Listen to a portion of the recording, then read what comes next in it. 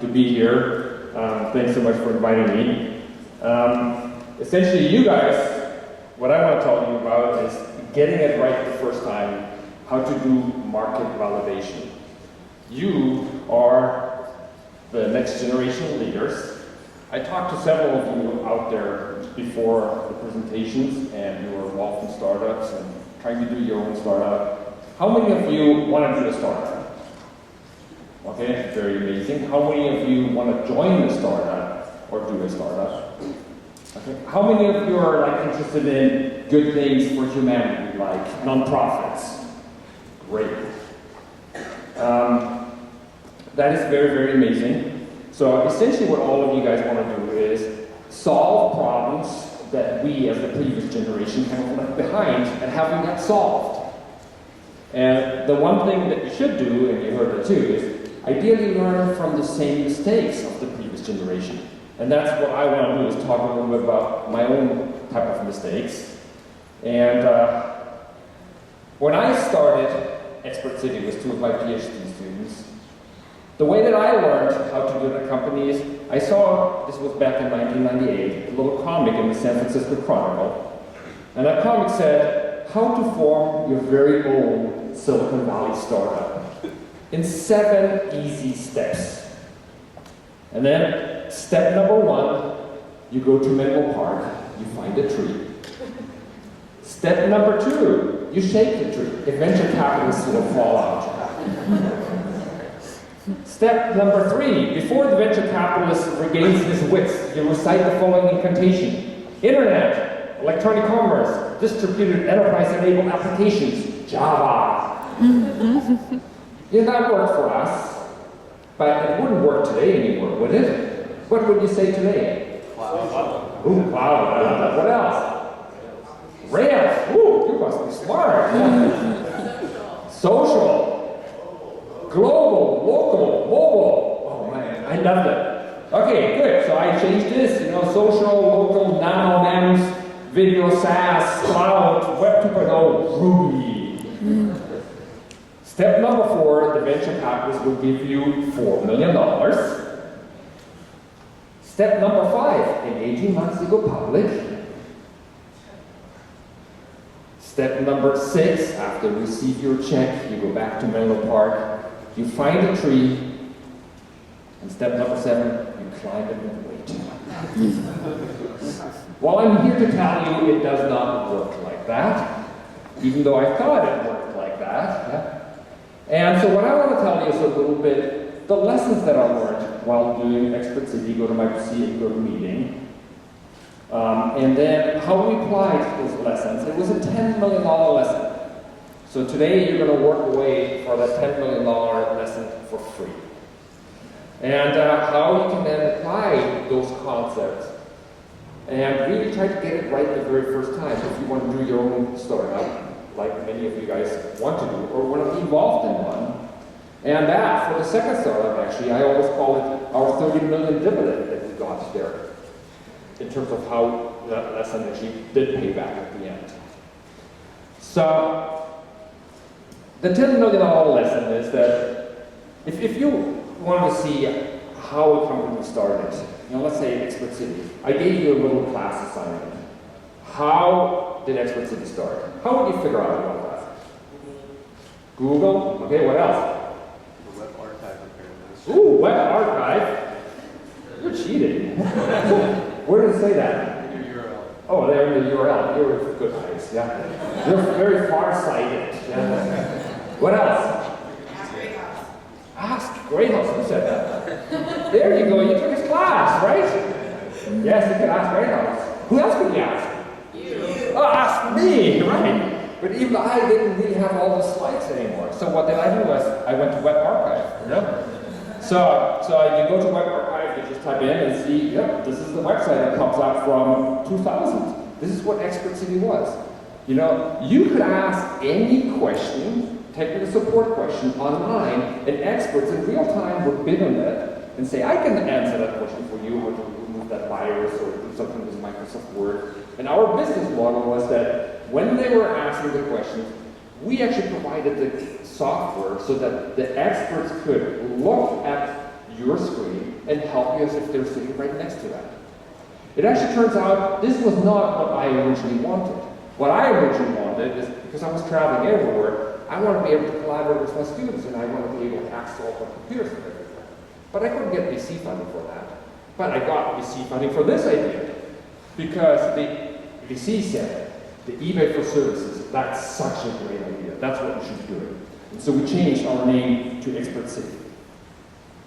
And the only unfortunate thing was not a lot of people were willing to pay for technical support. How many of you have paid for technical support? How many of you? Oh, there you go. Hannah. She's the only smart person in this room. She's the only one that values her time. All of you guys will go out and go through the news groups and Google, ask your colleagues, waste your colleagues' time, waste everybody else's time, try to call Microsoft, try to call Dell, go downtown to the Apple store, I don't know, So you're going to waste a lot of time instead of just paying $20 to get the answer from somewhere. Unfortunately, Hannah wasn't around back then. Otherwise, we wouldn't. We had a whole bunch of customers, but we couldn't really acquire them in a very efficient way.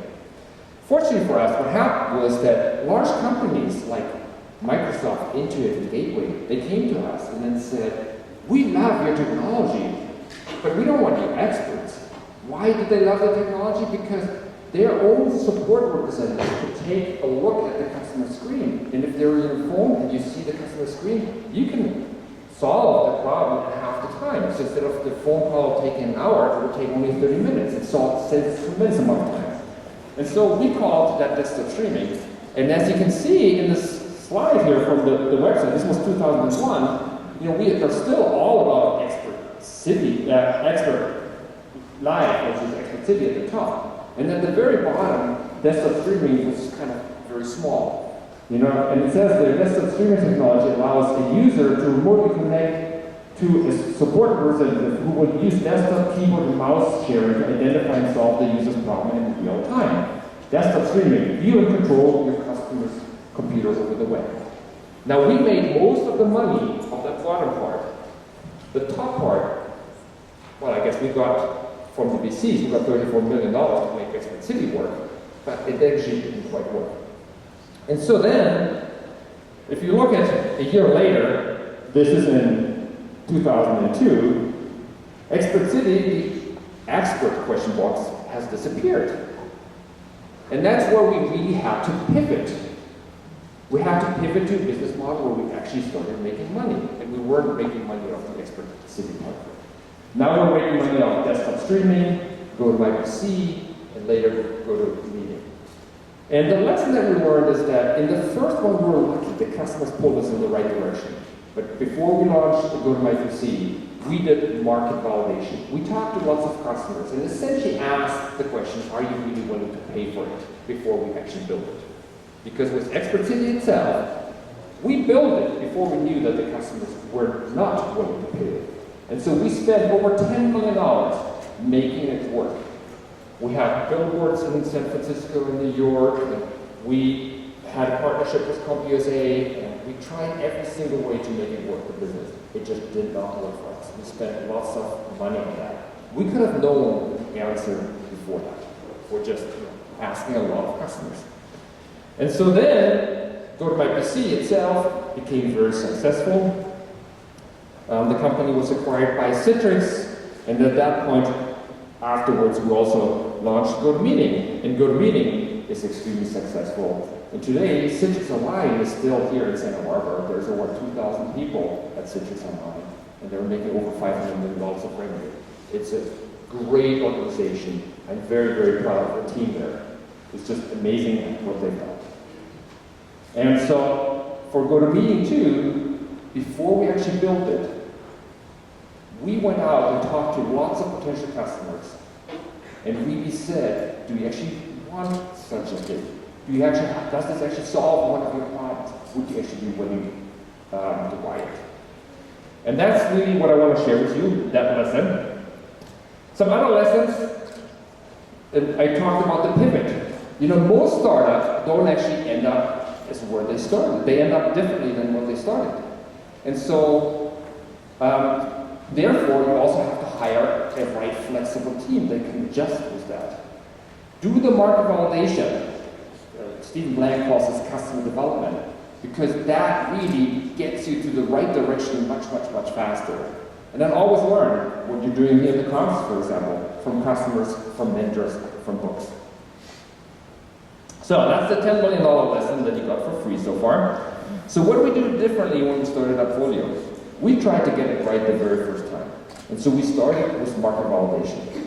And that's actually very tricky to do, because it feels like you're not doing a lot. All you're doing is talking to potential customers.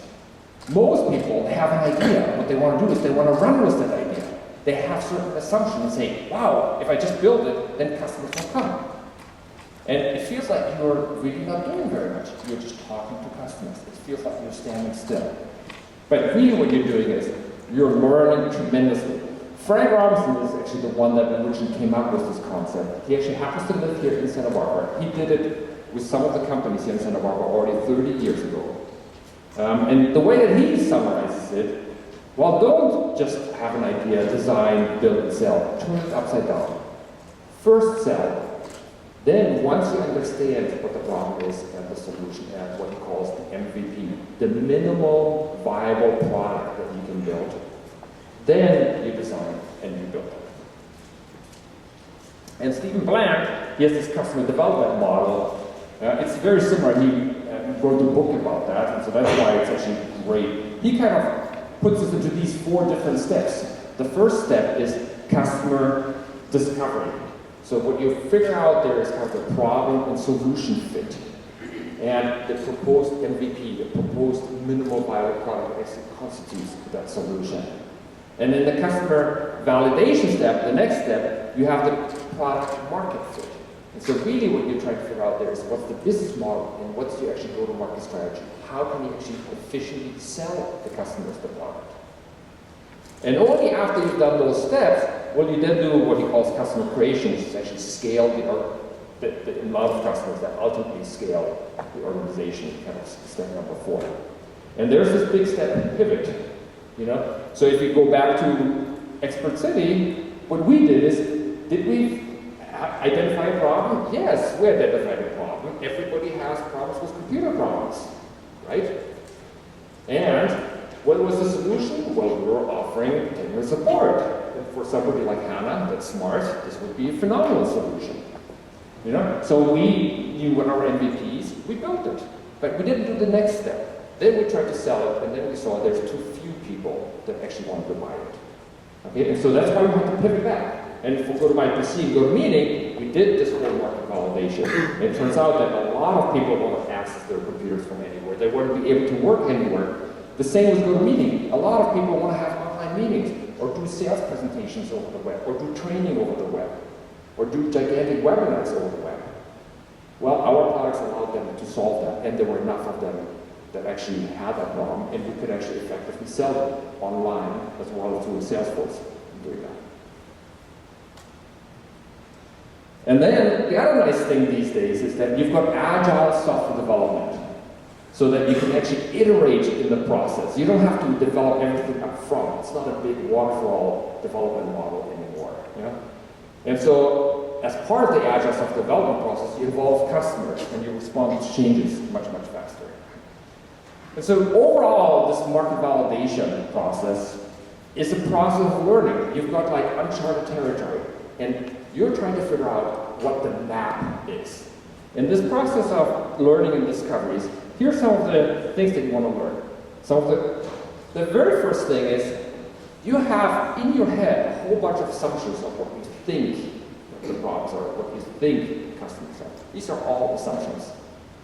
And so what you need to do is you need to get out of your own 4 walls. You need to talk to customers. And only then will you say, what's the problem that you're solving? Who are the customers? Why are we different from other solutions? What is the minimum feature set that we can build? What's the price that we sell it? And the overall value is that at the end, you'll know the answer to this question. Will anybody buy if we were to actually build it? You know?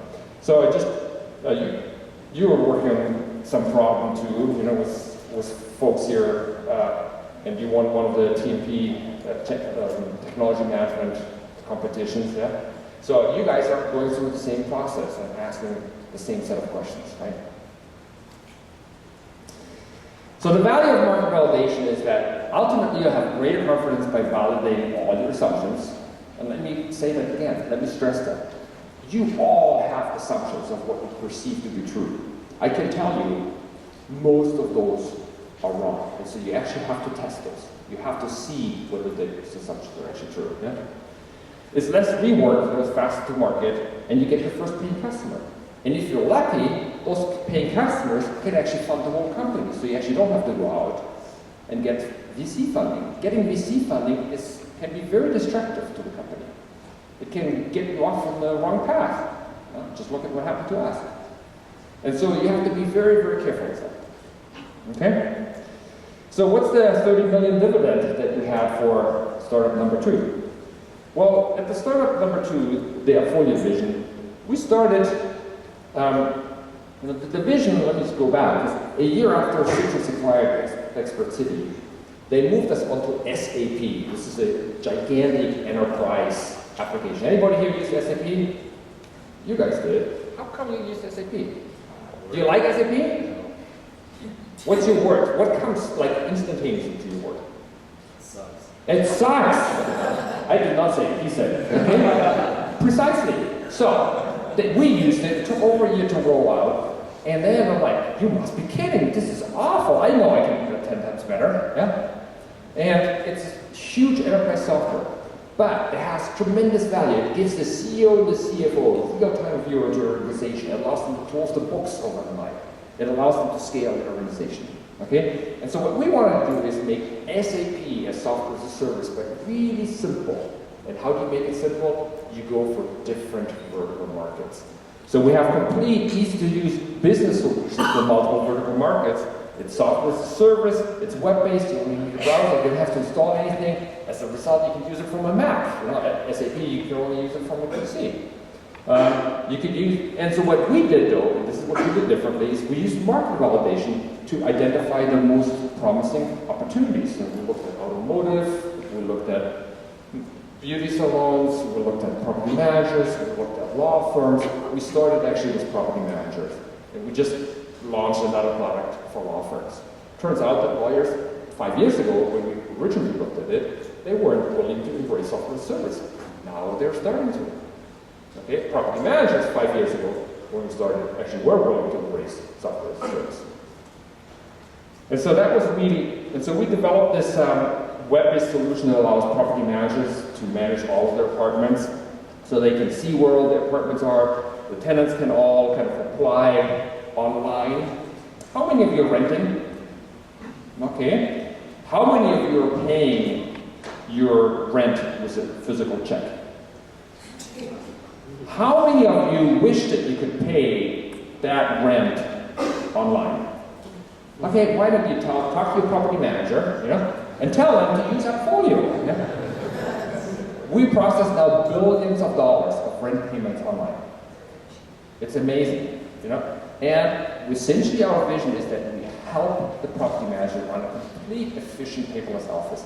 We save them so much time and so much money in that process. Much more than what our software costs. And not only that, they can access it from any mobile device. We have mobile, and so they can be on the road and run their property management office from a mobile device. And the nice thing is because we did all of the market validation, and that's why I call this a 30 million dividend, is that we actually managed to raise $30 million, even though this was not 1999. This was actually 2008. Okay? It's very different times. The VCs were obviously a lot more skeptical, but we had essentially proven that we solve a real problem, customers are willing to pay for our solution, and you know, the vision of the company. So that was the 30 million dividend. So this is the outline of my talk. Let me just kind of leave with a little summary here. If you want to do your own startup very successful, do market validation. You know, identify a problem worth solving, sell before you actually build it. Turns out that most companies, most startups, are doing a very, very bad job of it. And the reason why they're doing a bad job is not because they're bad people. The reason why they're doing a bad job of it is because they assume that they know the answers to all these questions. And assumptions are usually always wrong. And so if you want to learn about it, there's this great book by Stephen Blank, The Startup's Owner Manual, the step-by-step guide for building a great company. This book was called actually The 4 Steps of Epiphany before. It's a fantastic book. You should read it. There's a shorter version of it from one of Steve Blank's students, Eric Ries. It's called The Lean Startup. I actually gave Stephen Blank's class. He teaches at Stanford and also Berkeley. Gave as a guest lecturer in his classes several times. But the other thing you can do is, if you're here in Santa Barbara, is you take TMP programs, classes, or take class from John Greyhouse and other folks here. Those classes are very amazing. They also teach you a lot of hands-on stuff. How many here took a TMP class? Very good. I think this is great. Because there will always be some tweaking, even market validation will always give you the final answer. Hire the right folks of the team, and then learn from others. Or, an alternative, join a great startup, We're always willing to hear about your new ideas, and maybe there's excitement that you want to learn from us too. So, you are the next generation, and we're looking towards you to lead us to a better world. And along that vein, what I want to do is show you a little video. And that better world, that's not necessarily, I know lots of you are entrepreneurs, you say, and want to do startups, but it could also be social entrepreneurship, nonprofits. Nonprofits are the same thing. You really need to solve a problem. You need to identify a true need. And don't just assume that you have identified the need or assume that you know how to deliver it. Even there, you go through the same steps. You need to figure out a nonprofit how to make it scalable, how to make it self-sustainable, how to figure out the business model. So the same techniques in terms of steps and everything else also apply to nonprofits. You can't just do it in the vacuum there either. You really have to think and write down all your assumptions and test those assumptions. On this week, there was actually, right here on the same stage, Stephen Chu gave a presentation. He was the Department of Energy Secretary. Was anybody here when he gave a presentation? No? Okay. So he actually won the Nobel Prize, and he's the Department of Energy. And at the very end, he kind of left with this little video from Paul Sagan. And it kind of impressed me. I wanted to share it with you too. Because what it really shows you is that you guys can do tremendous things, but don't forget that, our world is very, very fragile, and you should really help preserve it. From this distant vantage point, the Earth might not seem of any particular interest. But for us, it's different. Consider again that dot. That's here. That's home. That's us.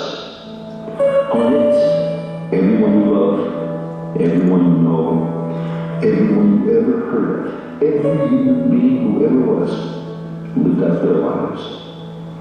The aggregate of joy and suffering, thousands of confident religions, ideologies, and economic doctrines, every hunter and forager, every hero and coward, every creator and destroyer of civilization, every king and peasant, every young couple in love, every mother and father, hopeful child, inventor and explorer, every teacher of morals, every corrupt politician, every superstar, every supreme leader, every saint and sinner in the history of our species lived there, on a mote of dust, suspended in a sunbeam. The Earth is a very small stage in a vast cosmic arena. Think of the rivers of blood spilled by all those generals and emperors, so that in glory and triumph they can become the momentary masters of a fraction of a dot. Think of the endless cruelties visited by the inhabitants of one corner of this pixel on the scarcely distinguishable inhabitants of some other corner. How frequent their misunderstandings, how eager they are to kill one another, how fervent their hatreds. Our posturings, our imagined self-importance, the delusion that we have some privileged position in the universe, are challenged by this point of pale light. Our planet is a lonely speck in the great enveloping cosmic black. In our obscurity, in all this vastness, there is no hint that help will come from elsewhere to save us from ourselves. The Earth is the only world known so far to harbor life. There is nowhere else, at least in the near future, to which our species could migrate. Visit? Yes. Settle? Not yet. Like it or not, for the moment, the Earth is where we make our stand. It has been said that astronomy is a humbling and character-building experiment. There is perhaps no better demonstration of the folly of human conceits than this distant image of our tiny world. To me, it underscores our responsibility to deal more kindly with one another and to preserve and cherish the pale blue dot, the only one we've ever known.